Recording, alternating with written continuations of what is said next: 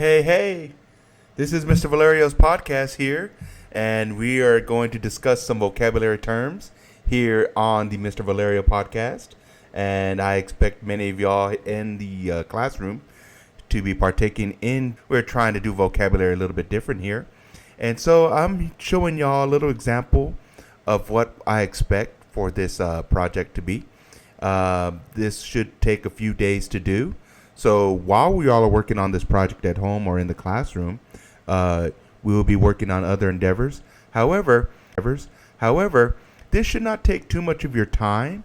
One of the reasons why I don't think that it should take too much time, because many of y'all will be only getting just a few words, like 4 or 5 words to do, and y'all are working in groups, and we can have a maximum of 5 students per group, enough to spread over the workload to each and every person in your group. So this should not be anything that y'all can't handle. But let me go ahead and give you an example of what we're going to do here. On my podcast here, we're going to discuss some terms.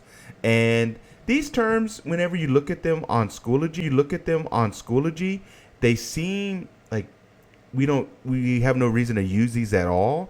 Like, why are we even learning about these odd type of words or these terms or terminology that we always discuss? Well, it may not be that we're not exactly the Soviet Union, but we do deal with these issues all day, every day. We just don't realize it.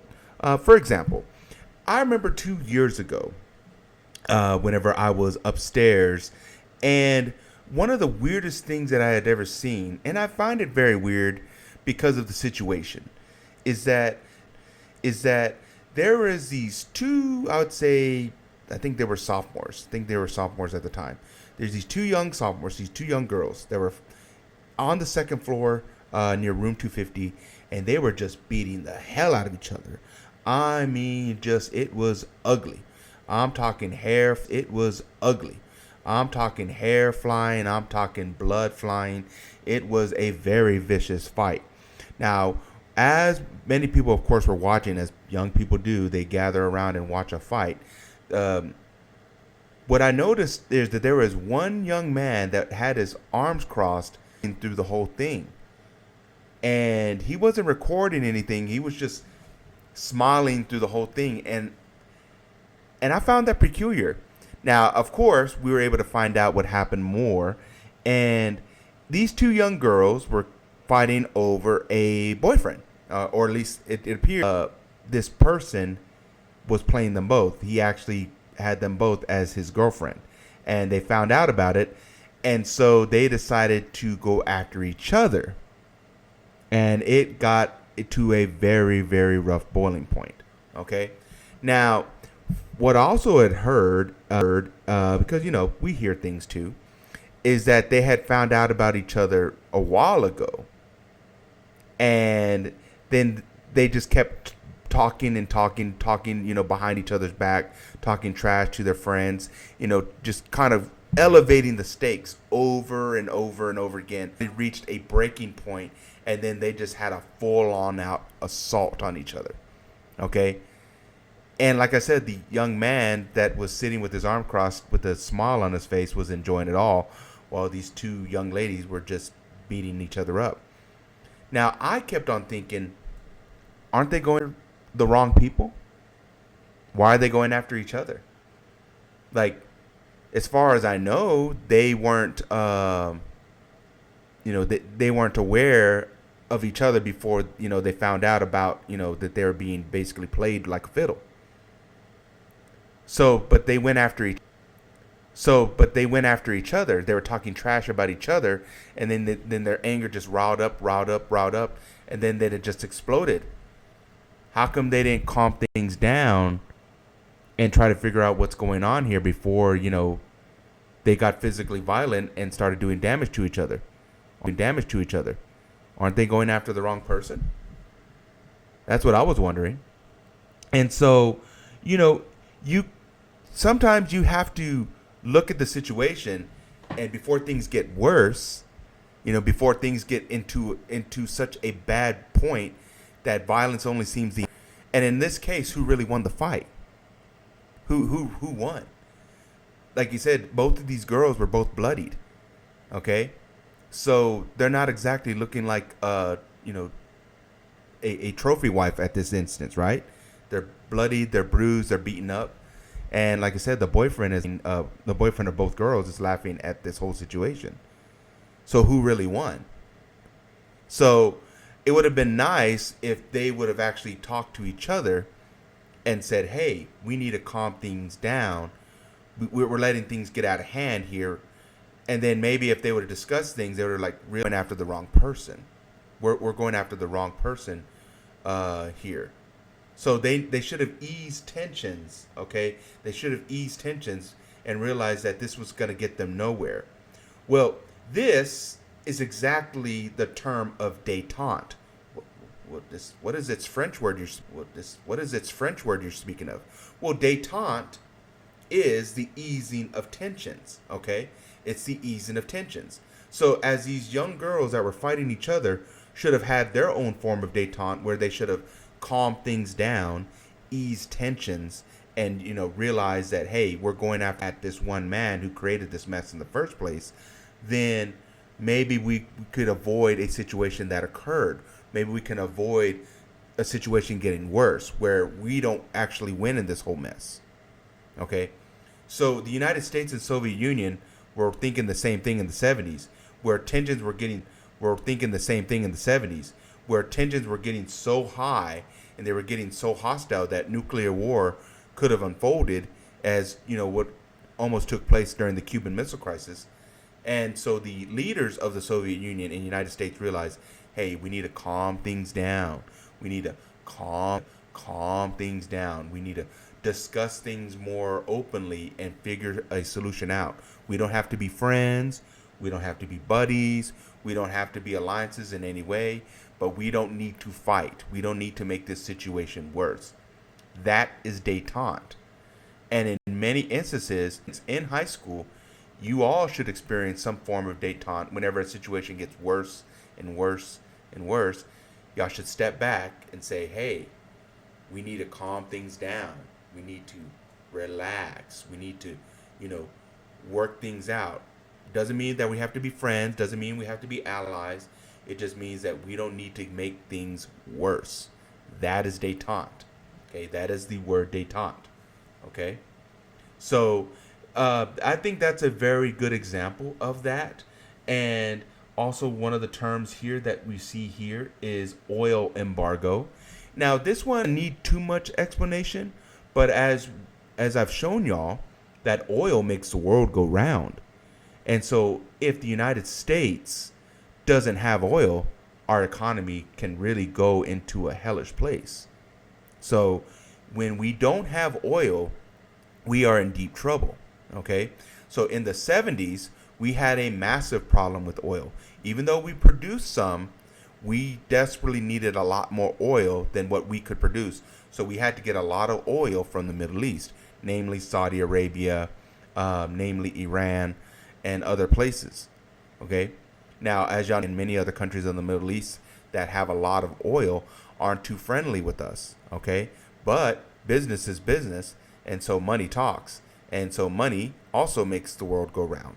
So the United States and the Saudi Arabians have continuously done business with each other, except during this period in the 70s, when Saudi Arabia realized they had a nice economic powerhouse within their backyard that they could use against the United States, and that is oil.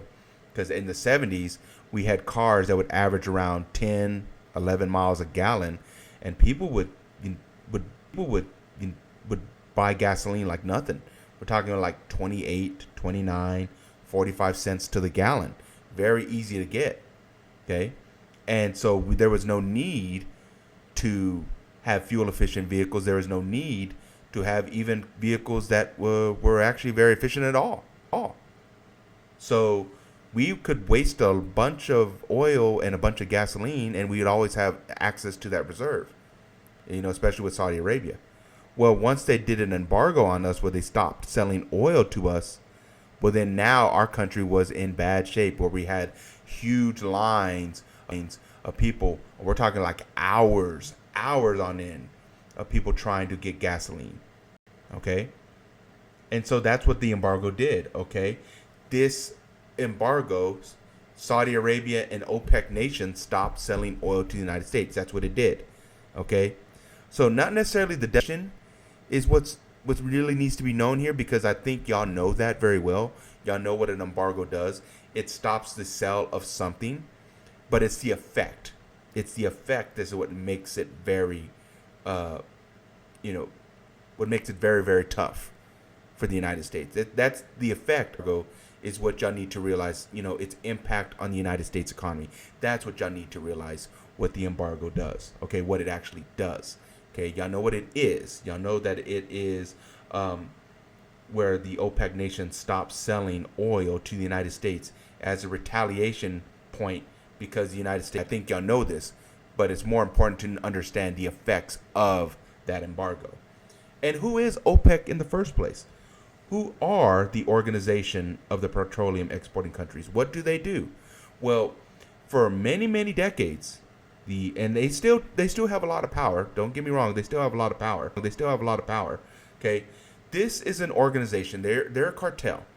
They're a cartel of countries that work together, and they cooperate to try to set the price of oil. They try to set the supply of oil, because that way, if they work in conjunction, they can plan ahead. They don't have to undermine each other, and they can make these sound decisions where everybody knows what's going to happen.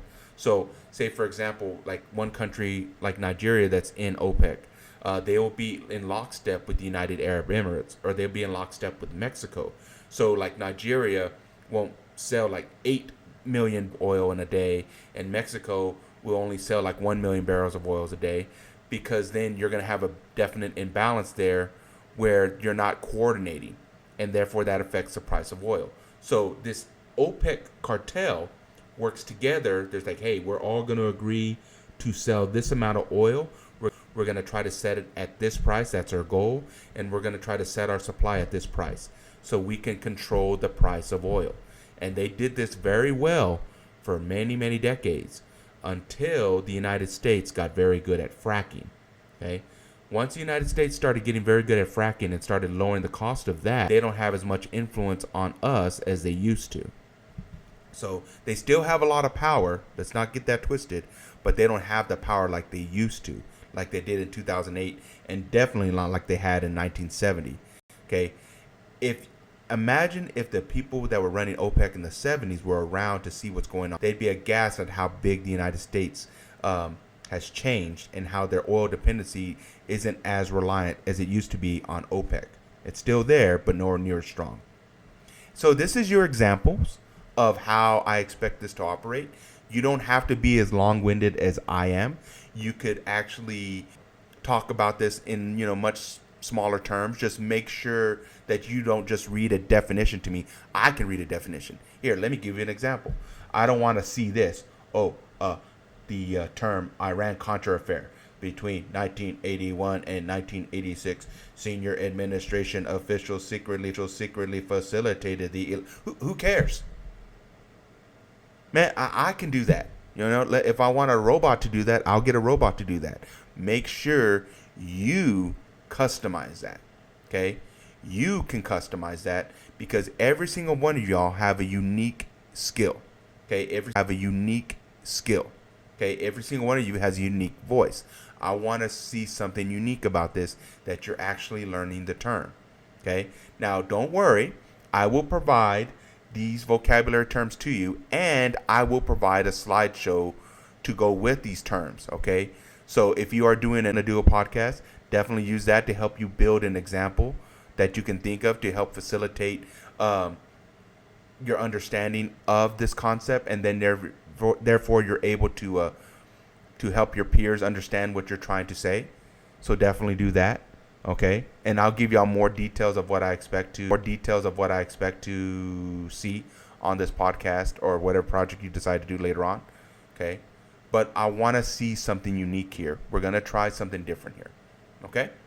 All right. Well, thank y'all very much for enjoying hope you enjoyed this podcast. If not, oh well, there's always another day. And we will begin everybody's favorite discussion of notes on Monday and Tuesday, and then we will discuss this more on Wednesday. So y'all all see right there. Sometimes you're gonna make some mistakes. Sometimes you can't, say a word very clearly. So you all have a wonderful evening. All right, y'all take care.